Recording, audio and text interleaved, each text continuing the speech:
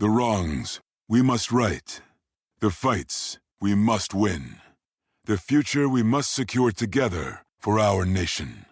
This is what's in front of us. This determines what's next for all of us. We are Marines. We were made for this. Coming up on this episode of the Mario Rosenstock podcast. It's a book about Muhammad Ali, but it's not really. It's a book about a man called Butty Sugru, this incredible character from Killorglin in County Kerry, who was the most extraordinarily Irish character, circus strongman, publican in London. And he has this ludicrous idea that he's going to bring Muhammad Ali to fight in Dublin in 1972. He's laughed out the gate, which he should have been, because it's such a preposterous notion.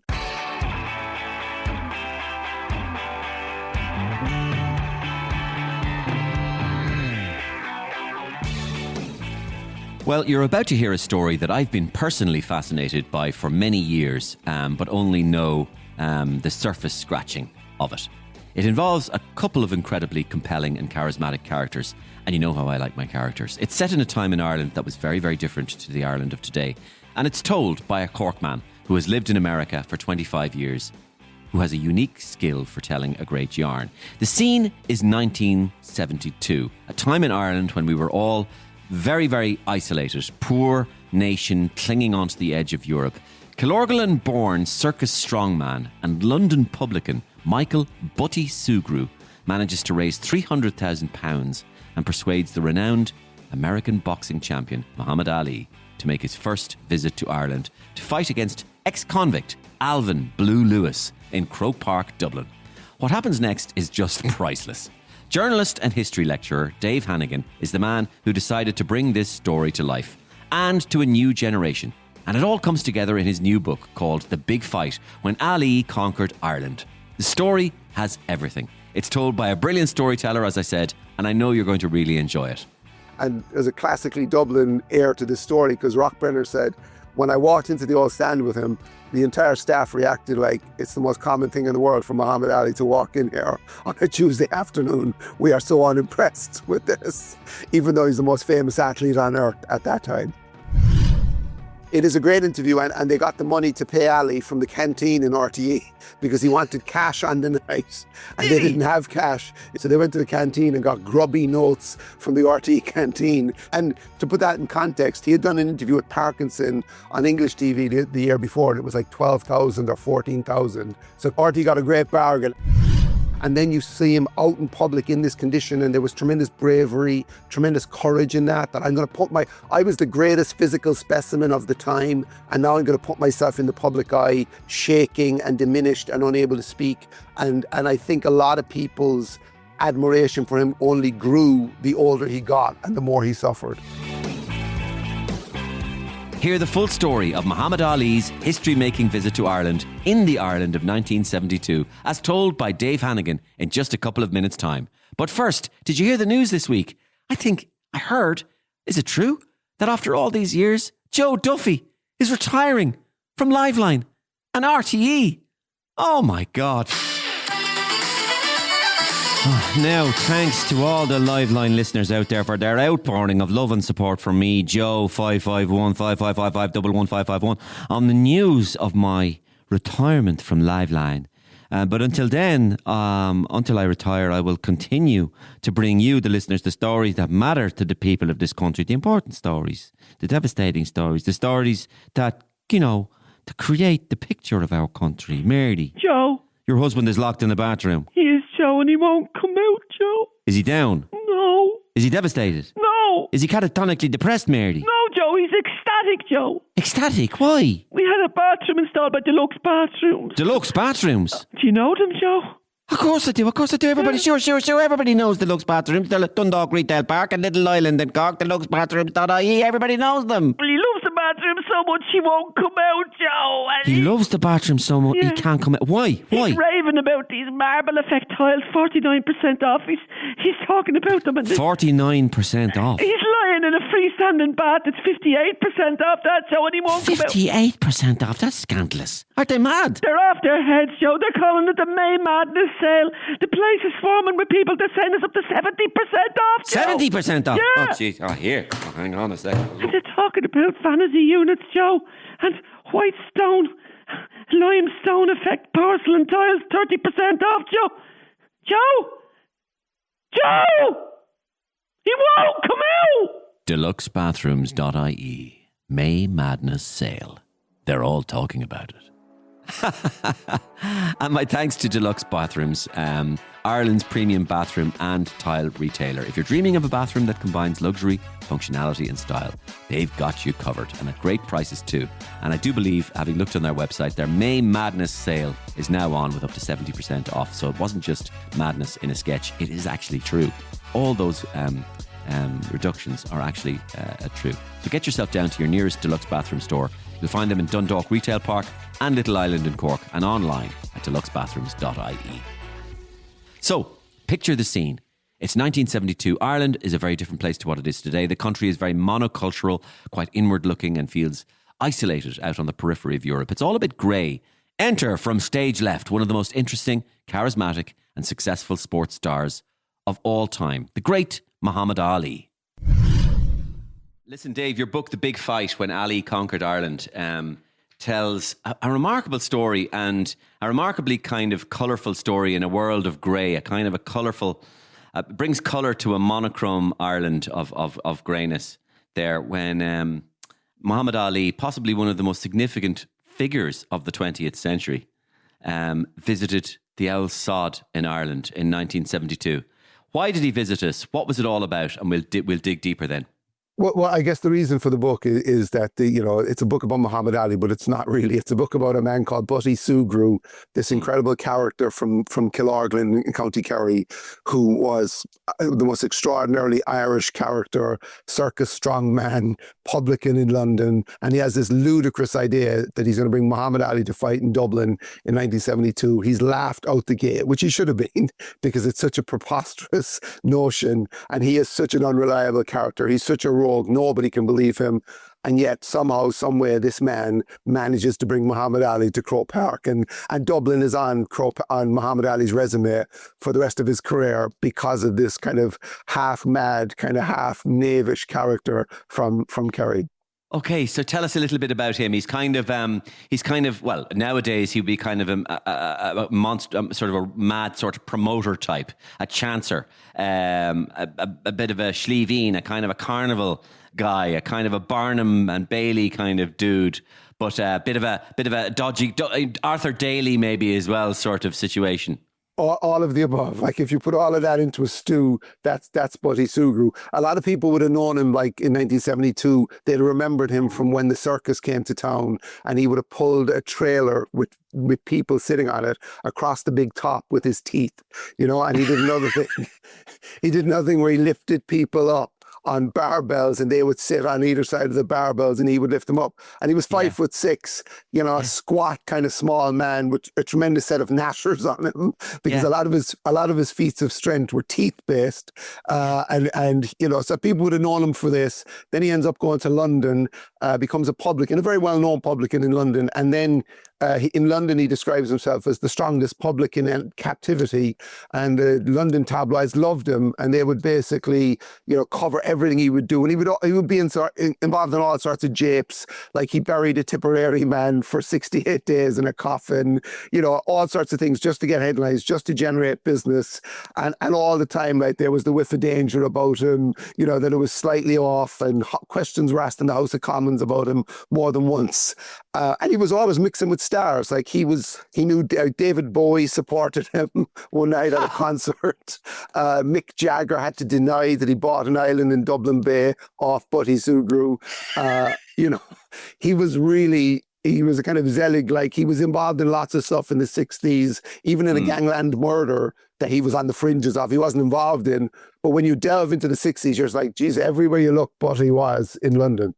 So he spawned the expression, "This fella is a bit of a character."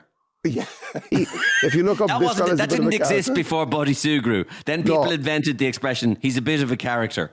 And he's the kind of fella Irish people, like when I talk to people for this book, like who were around in the 60s, they were very proud of him because he was so insane and so out there.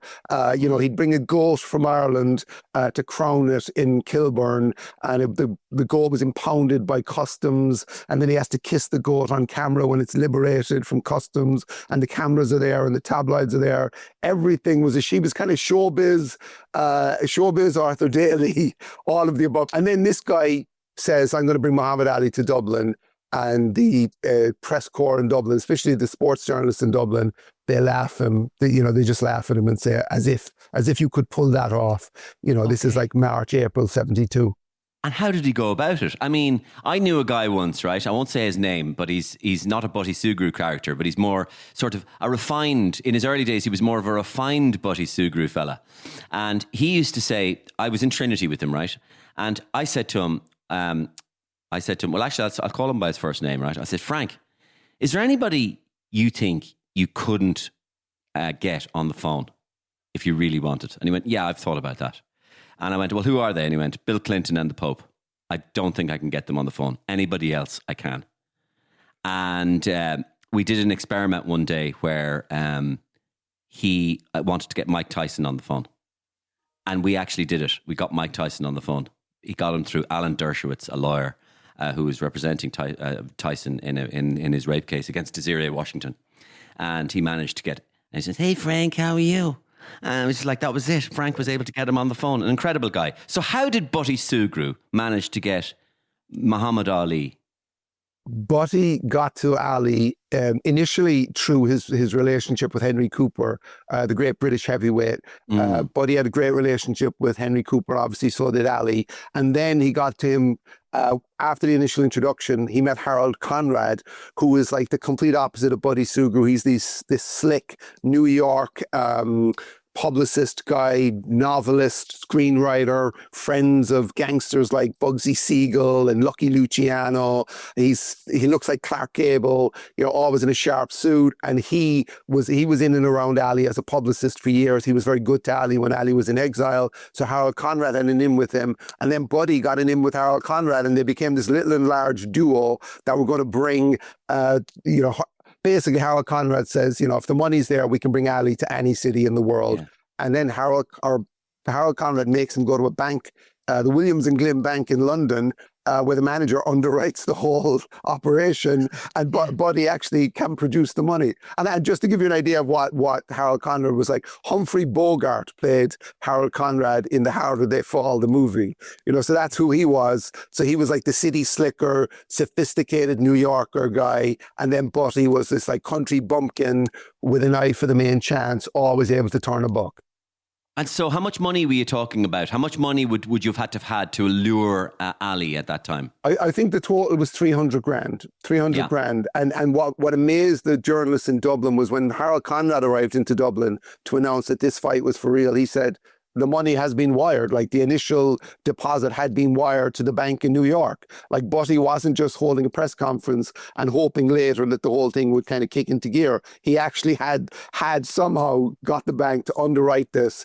And Ali was in a curious place in his life. Ali had lost to Frazier, wanted a rematch with Frazier, wasn't getting it, lived this incredibly expensive lifestyle, and needed to keep fighting, needed the checks to keep rolling in. So he was kind of, I wouldn't say on a world tour, but he was willing to go anywhere where there would be a six-figure check paid to him for fighting somebody, and that would keep the kind of coffers, the money in the coffers, as he waited for the big money fight against Frazier that was inevitably going to come.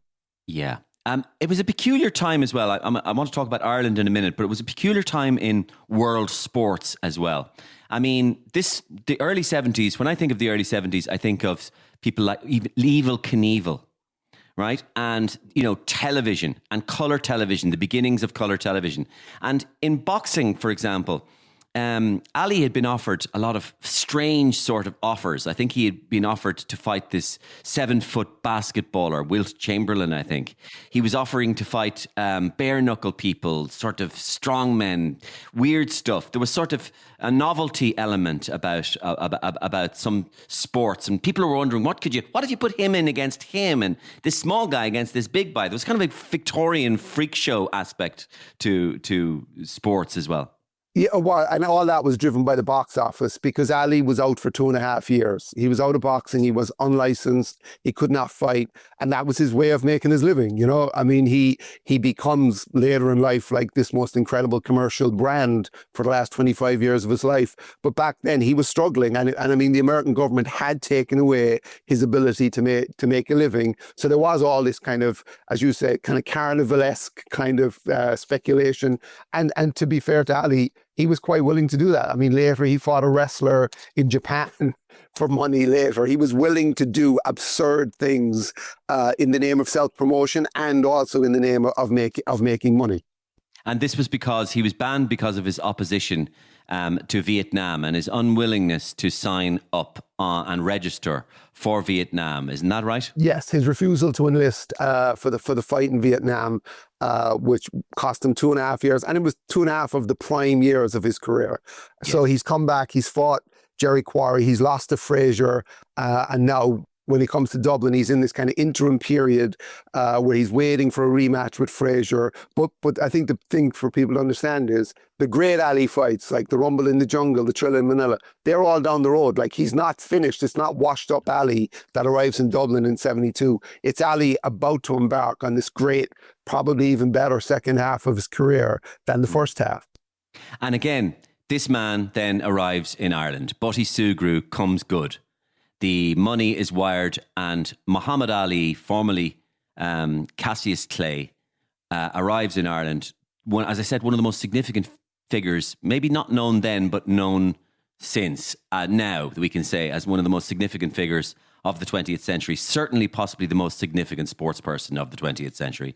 A absolutely culturally important person across the Western Hemisphere. And he arrives in dear old Ireland, and this beautiful black man arrives in a country of pretty much no other black people. And what kind of a country does he arrive into?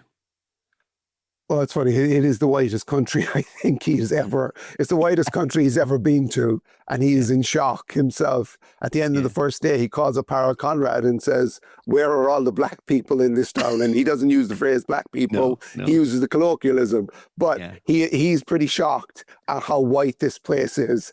But at the same time, he is also shocked in a pleasant way by how adored he is in Ireland. And even people like Bud Schulberg, the great screenwriter of On the Waterfront, he's with Ali this week in Dublin. And him and Pete Hamill, the famous Irish-American journalist out in New York, they both commented afterwards that the love that Ali got, the adulation that he received on the streets of Dublin, shocked him and made him, he would peddle at this time this whole shtick about the white man is the devil and stuff like that. And it was hard for him to say the white man is the devil when he went to the whitest country he'd ever been to, and they, prostrated themselves in front of him. They adored him. And in fact, those writers compared it. They said the only place where Ali got love like he got in Dublin was in Harlem and in Atlanta, which are, two very African-American parts of America. But I suppose when he was saying the white man is the devil, Irish people could fool themselves into disbelief basically by going, "You mean the imperial Englishman? That's what you mean." And because we were able to put ourselves in the position of the black man. And I suppose when Ali came as well, if Ali had come now or 3 years ago, he would have appeared on the Late Late Show, and Ryan Tubridy, who would have been in at the time, would have said, "So, what are your Irish roots, Muhammad?" And of course, we made a huge effort to find, and eventually we did find, Muhammad Ali's Irish roots, didn't we? We did, and the funny thing about it is, he wasn't very proud of his Irish roots in 1972. He embraced them later, but as I said, he was still in this radical, racial separatism kind of phase of his career. So his Irishness was not something he was very proud of. I don't think that side of his family were very cherished by his family. The Grady's from Ennis, County Clare. Abe Grady was the original guy. I don't think they were thrilled with that side of his family in general, but definitely in 1972, he did not do the Irish-American thing of going, yeah, I'm from wherever and these are my people. He kind of brushed it off and said his actual phrase was there was a lot of sneaking around in them days, which is how he kind of skillfully played it off. He had an interesting interview. I've watched this over the years, and I watched it again in thinking about this interview that I was going to do with you. He had a very interesting interview with the RTE journalist and broadcaster Cathal O'Shannon. And I remember, if you look back at it, and I'm sure you have many times, Cathal O'Shannon kind of, in that sort of almost half Irish, half Dublin 4, but half English received pronunciation accent that RTE presenters had at the time, he'd sort of go, so now tell me, Mohammed, as a Negro, and I think even Mohammed corrected him on the use of the word Negro, and he went, black man, I think it was. Yeah, there was a lot of cultural. We were not quite caught up to America in terms of phraseology and language. And again, people, as you mentioned earlier, people kept calling him Cassius Clay. And, you know, when obviously that was not a name that he wanted to answer to and he did not want to be called that. But to be fair to Cathal O'Shannon, that is one of the great, I think, pieces in the archive in RTE. I mean, it is one of the, I've watched obviously 100 Muhammad Ali interviews from the 60s and 70s. That's probably one of the top 5 interviews ever done with him. It's a good interview. Yeah. It is a great interview, and they got the money to pay Ali from the canteen in RTE because he wanted cash on the night, and they didn't have cash. Yeah, so Angelo Dundee said, we want £100 in cash. And it was like 5 or 6 o'clock in the evening and they had no way of getting this. So they went to the canteen and got grubby notes from the RT canteen to pay him this. And to put that in context, he had done an interview with Parkinson on English TV the year before, and it was like 12,000 or 14,000 that he charged for that. So RT got a great bargain, and it's there, and it's a tremendous piece of Ali archive and a tremendous window into Ireland at that time too. Yeah, and Cathal did well in the interview. He does quite well. Like he challenges him a little bit, but he stays there. He stays with him. He does, and in the middle of the interview, Cathal O'Shannon is dead now, but I interviewed him years ago about this, and he told the story of how one of the cameras broke down. And, you know, it was the worst thing you can happen when you're doing an interview with a major celebrity who you know is only giving you, you know, the bare bones time, and suddenly it broke down and they're frantically trying to fix this, and he's trying to humour Ali, and Angelo Dundee, Ali's trainer, was freaking out because he doesn't want him staying under the studio lights too long because he's battling a cold. So, you know, it's a very Irish thing, and the makeup lady in RT had never made up a black face for camera before. You know, and that says everything about, like, you know, how white Ireland was. Why would she have? You know, it's Ireland in 1972. So again, you raise an interesting point there about Ali, such a noble looking, beautiful looking person, the king of his sport, but yet down on his luck in terms of his cash, and so needs to kind of lower himself at times to a person which is much beneath his station, really, as one of the greatest sports people of all time. Yeah, he had to keep fighting, and like when you look at him later in life and his powerless condition and the debilitation of Parkinson's and all that, and then you look back and you go, well, he fought 8 times in 12 months, you know, because he needed the money. And I mean, it's partly his own fault because he had houses everywhere. He was having lots of children. He had an expensive kind of lifestyle. But it's also, you know, the American government did him wrong, and they took away his earning power, and they probably were happy in some ways. Some people in that government were happy that they had reduced him to this kind of bum of the month world tour fight everywhere that he can, just to keep the money coming in. It's funny when I read up, I was reading Wikipedia this morning about Ali, just to see to see the way Wikipedia frames his life. And I don't know if you're aware of this, Dave, but Wikipedia doesn't mention the fight in Dublin. So Ali's life is so filled with incident and episodes and even fights that the Al Blue Lewis fight doesn't get a mention in his Wikipedia entry. But it shows you that no matter what Ali did, what an enormous impact he had on the people he visited. So, for example, I don't know if you've read Fintan O'Toole's book, We Don't Know Ourselves. Ali is mentioned in that book. And of course, Fintan O'Toole's father was a bus driver. And he says, my father was doing the early morning route to Enniskerry. He saw something very strange. A group of men running early in the morning. Not just men, not just big men, black men. He recognised the man at the front as the man he had adored all his life, Muhammad Ali. He stopped the bus and got out to shake Ali's hand. Ali got on the bus, said hello to the sleepy passengers, got off the bus again and made a joke with Fintan O'Toole's father and then ran into town and kept running and all that sort of stuff. So, you know, no matter who he touched or who he came across, everybody records it. So who did he meet? What kind of funny incidents did he have in Ireland? How did we react to him?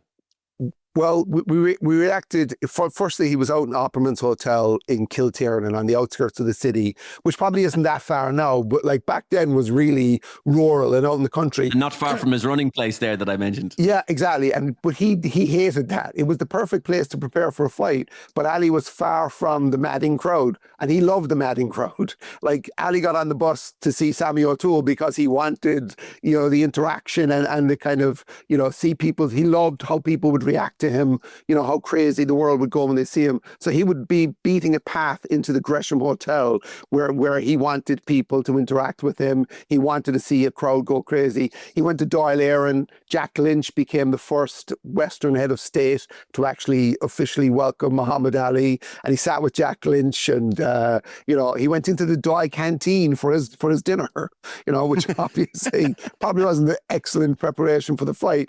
And in the Dáil canteen, there's a phone call. Somebody gets a phone call on whatever the phone was in there. This is pre-mobiles and all that. And Ali takes the phone to talk to the guy's wife and to explain he's going to be late home because he's with the champ today.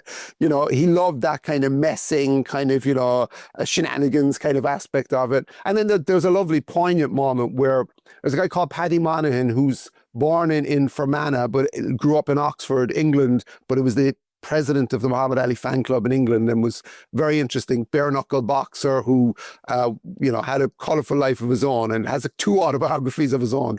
And Paddy Monaghan and himself go for a tour of Dublin in the early hours of the morning, kind of 5-6 o'clock in the morning. Dublin back then would have been sleepy at those hours. It wouldn't be that sleepy today, I'd imagine. And anyway, they end up outside the GPO where Paddy Monaghan gives them a history lesson about the Easter Rising. And then they go to Croke Park, so we can look at Croke Park. And it's just them and the driver. And there's a street sweeper outside Croke Park sweeping the streets. And Ali gets out to have a chat with this man. And Monaghan's watching through the back window of the car. He doesn't want to interrupt it. And there's this cameo of wonder where Ali and this old guy have this kind of brief chat. And you just wonder after, as the poor old man, like when he went to the pub that night in Dublin, said, I met Ali this morning at 6 o'clock and nobody's going to believe him, right? That's the, you know, the demented sort. But that's the kind of stuff Ali did. He loved to put himself in situations where people were like, I can't believe he did that. I can't believe he was there. He walks into the Old Stand pub on a Tuesday afternoon because Rock Brenner, Yul Brenner's son, he's in Ali's entourage. He'd went to Trinity, actually. He'd went to Trinity in the late 60s, early 70s. And his big thing was he wanted to bring Ali into the Old Stand. And there's a classically Dublin air to this story because Rock Brenner said, when I walked into the Old Stand with him, the entire staff reacted like it's the most common thing in the world for Muhammad Ali to walk in here on a Tuesday afternoon. We are so unimpressed with this, even though he's the most famous athlete on earth at that time. To realize the future America needs, we understand what's needed from us to face each threat head on. We've earned our place in the fight for our nation's future. We are Marines. We were made for this. And not only is he the most famous athlete on earth, but he is preternaturally charismatic. There's something about him. I mean, I've remarked before, because Fintan O'Toole said in his book as well, this thing about the word. It was the first time my father ever used the word beautiful about a man. So he was physically beautiful, but it wasn't just that. There's plenty of physically beautiful people. It was his self-awareness. He had an amazing self-awareness. We call it in Ireland sometimes a glint in the eye as well. That kind of thing. He knew what was going on. He felt a moment. He had a credible presence. And he also had the ability to be flirtatious, to be friendly, to be jocular, to be gentle, to be mock heroic and mock aggressive. He could play games. He was a complete one-off, Dave. He was, and this is like, I mean, I've written 3 books about him, so I would justify that by saying he's the most charismatic character in the history of sport, not just American sport, but in sport in general. And all of the above was at play in Dublin, and especially in terms of like he would turn it on, you know, like the minute we would just be meandering along, suddenly there's a group of people and the switch goes off and he turns into the performer, and he knows that he's going to touch these people's lives in this moment. He's going to touch these people's lives and they're going to take it with them for the rest of their life. This is their Ali story. This is their Ali moment. You know, even Eddie Kerr, who was obviously probably the best hurler in Ireland at that time in 1972, Eddie Kerr was so awestruck to meet him and so happy to be in his orbit because he knows he's in the orbit of somebody really, really special, really, really different. I'm looking at a picture here of Maureen Potter, the great cabaret comedian and the great panto dame comedian, standing up on a chair and with Al Blue Lewis, Muhammad Ali's opponent. And he's a big man. And beneath that is the photograph of Al Blue Lewis and Muhammad Ali in the boxing ring. So Ali promoted the fight, and Buddy Sugru must have been delighted with himself. This is all going well. Well, the problem was Ali was the theory afterwards was Ali was too available. Ali had turned up too much, and any Dubliner that wanted to see, like Ali went to Palmerstown Hospital to a fair and played mini golf. You know, on a Saturday afternoon, he was everywhere and too many places. Like the mystique was gone because it was like, there's Ali walking down O'Connell Street. He's on the way to the cinema to see John Huston's new film, Fat City. So like, you know, when a celebrity comes to Dublin now, you know, whether it's an athlete or a movie star, they're surrounded by a cordon of security. You can't get close to them, you know. Ali literally walked down the street. He'd walk from the Gresham to Abbey Street to watch this movie with John Huston in the middle of the afternoon, that kind of stuff. So when it came to the fight, then the tickets were quite expensive and people felt they had seen him. You know, I saw Ali. I saw him the other day. I got up close to him. You could go watch him train in the handball alley in Croke Park during the week. You know, as you talked about people, you know, Sammy O'Toole, Finton's father, seeing him out running, you know, that was not an uncommon sight around the Dublin mountains that week. So a lot of people felt they had seen him. So on the night, only 18,000 turned up. And if you look at the video online, it's very sparsely attended. This is what I wanted to ask you about. I mean, I had to reread this. So Croke Park, presumably at the time, could still hold 75 or 80,000 people. Oh, absolutely, yeah. And 18,000 turned up? 18,000 turned up. And the problem with that was the security was lax. So when the Dubliners started playing the national anthem, the Dubliners climb into the ring to play the national anthem, which was absolutely beautiful piece of footage. But one of Al Blue Lewis's cornermen actually said to me, when they started the first notes of the Irish national anthem, he said it was like a signal went out to all the Dublin people who were waiting outside Hill 16, and they all came in over the wall in Hill 16. Once the Dubliners kicked into the anthem, they started to come over, and as he said, it was like the scenes in the old Western where the Native Americans come over the hill and start to swarm down, except it was Hill 16 and it was Dubs on the way in after bunking in for nothing. And the amount of people that you'd meet, like who were in Dublin at that time, who said, oh yeah, I was there. I didn't pay to get in, but I was there. And then they actually ended up taking expensive seats that were unsold, and they were sitting with the celebrities ringside and stuff like that. So it was swollen slightly by that, but I also made it a very Dublin occasion for that time. But peculiar, isn't it? Peculiar that people didn't turn up to see this one-off occasion. They will never come again. Yeah, I think the problem for us is Ali became so big in the 70s. Let's say, like, we grew up in the 70s and 80s to this larger than life figure. We saw his place in history. We appreciated it. And we'd look back and go, how could you not go to that? But I don't think they had that sense of perspective that we have now. He got bigger, you know, he got much, much bigger. As I say, it's great that Dublin was on his resume because it's the most famous resume in all of sport. but I don't think Dublin people appreciated who he was and how important a figure he was in American history and world history in terms of like the different causes that he touches. I think we look at that differently because we were not there. At the time, he was not quite as big as those fights that I mentioned earlier would make him in the 70s. And then his stance on civil rights and stuff like that would make him even bigger. Yeah, he fought Joe Fraser again, and then he fought George Foreman in one of the greatest fights ever in that colour footage in Zaire. And then he had a number of fights. And then, like, my grandfather, I grew up on a farm, and my grandparents. And one of my earliest memories, Dave, is in bed asleep at 8 years of age. And my grandfather coming in and my shoulder just said, "Get up, boy, get up, get up, get up."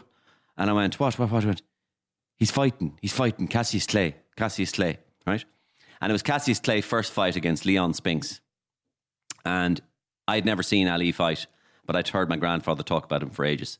And when I saw Muhammad Ali fight against Spinks, he was kind of a bit roly-poly, and he was overweight, and he was slow. And I was disappointed, and I started crying at the end of it because Ali had been beaten. And then 6 months, I think, later, I was in bed again, and my shoulder's gone again. Come on, Ali's fighting again, Spinks. This time it's a different Ali. And I remember just seeing on colour television, I remember seeing an image I'll never forget. It's only a subtle image. But I remember seeing Ali, he was different. He looked different to the first Ali I'd seen 6 months ago. And I remember seeing the stretch marks on his back. And the stretch marks were the weight he had lost. He had lost the weight. And I remember recording, wondering, what's that? That kind of, what's that I'm looking at? And I now know that it was the stretch marks of the work he had put in and the weight he had put in. And Ali beat Spinks and regained his World Heavyweight Championship for the third time. An incredible man. Whenever you see Ali, Dave, you can't help but love him and like him. He's charming. So that's a given. His charisma is unbelievable. But having written 3 books about Ali, what is your takeaway about him? Let's say, I'm sure you have so many thoughts, but let's say if I pared it down to you, was Ali a nice guy? Did he do the right thing? Or is it so complicated that where do you start?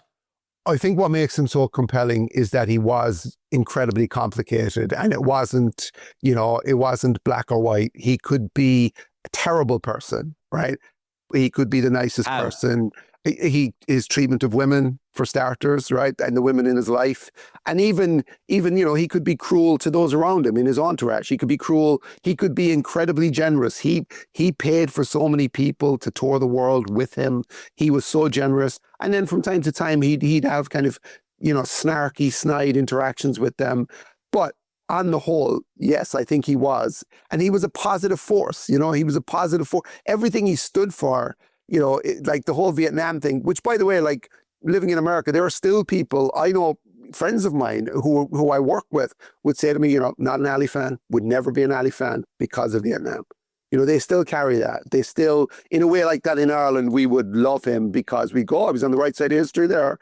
And in other things like civil rights and all segregation and all that kind of stuff. So, I think we have a different view. I think there's still a constituency in America, even though America came to think of him as a kind of beloved grandfather.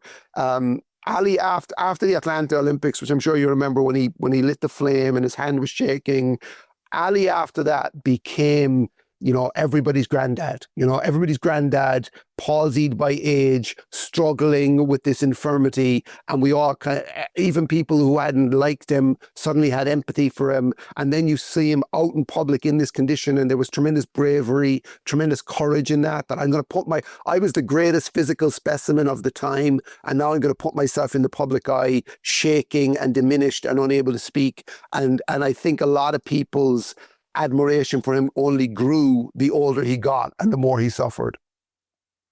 Yeah, I mean, one could argue it was very brave on his behalf to do that, and that it showed a lot of moral courage to reveal himself as a broken man physically.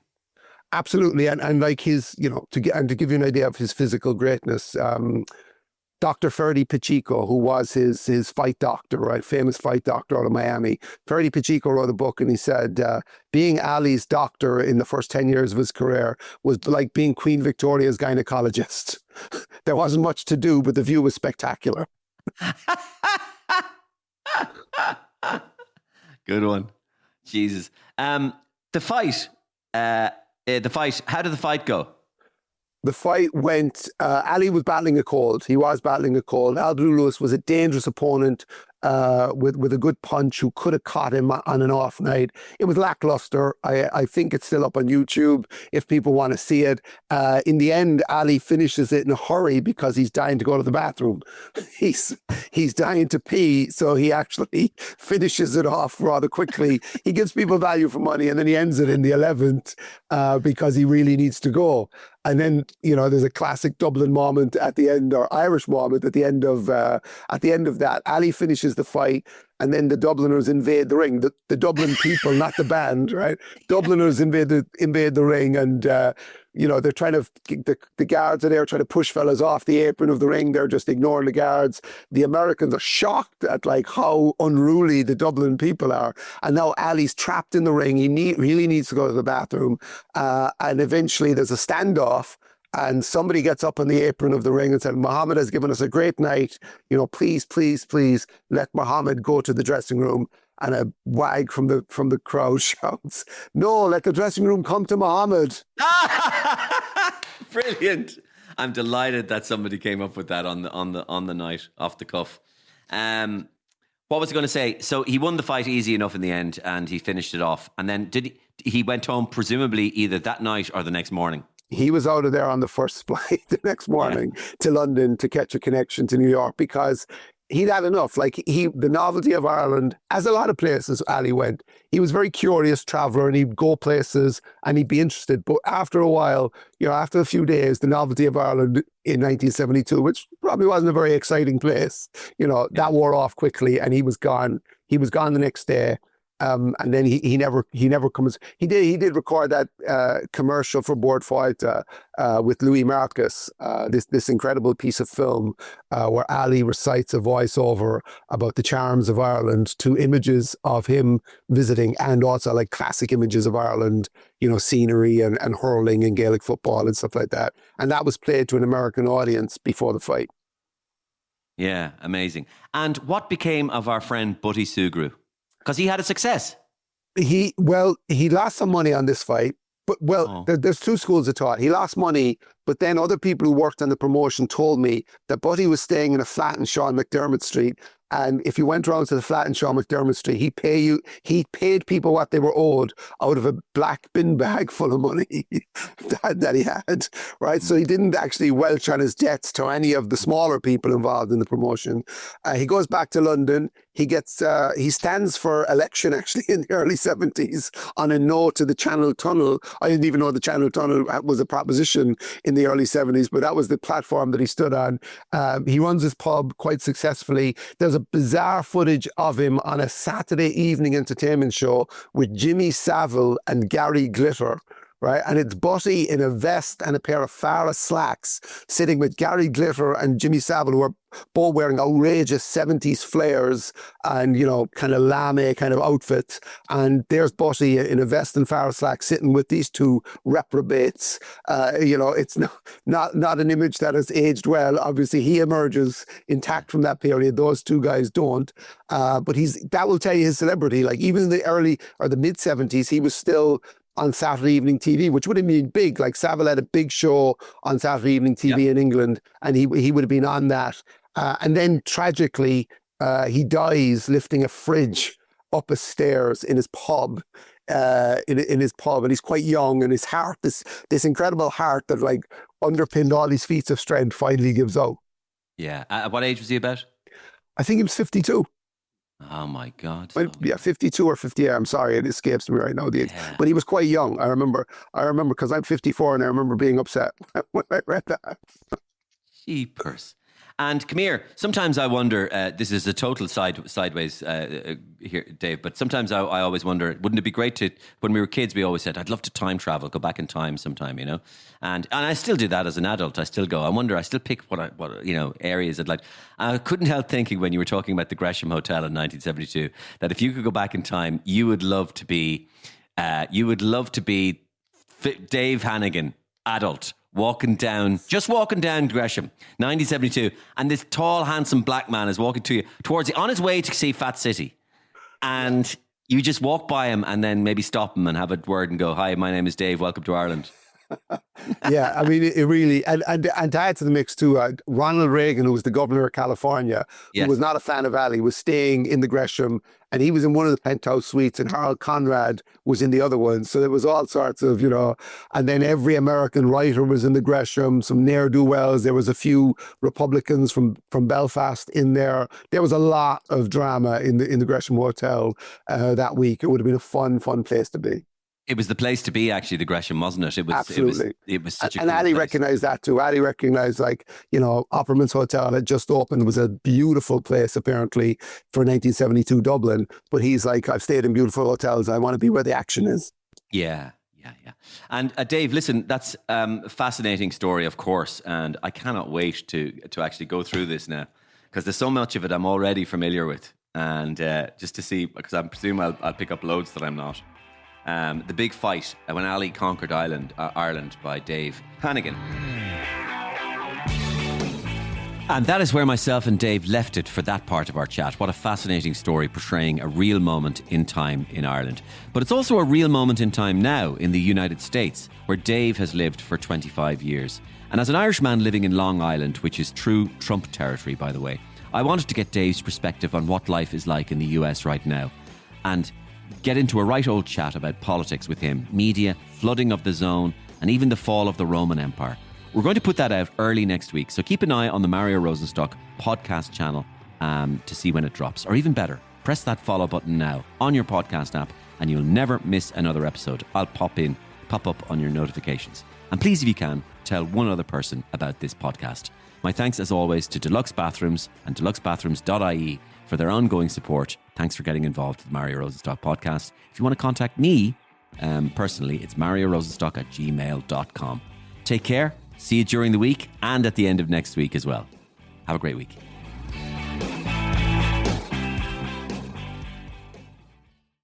The wrongs we must right. The fights we must win. The future we must secure together for our nation. This is what's in front of us. This determines what's next for all of us. We are Marines. We were made for this.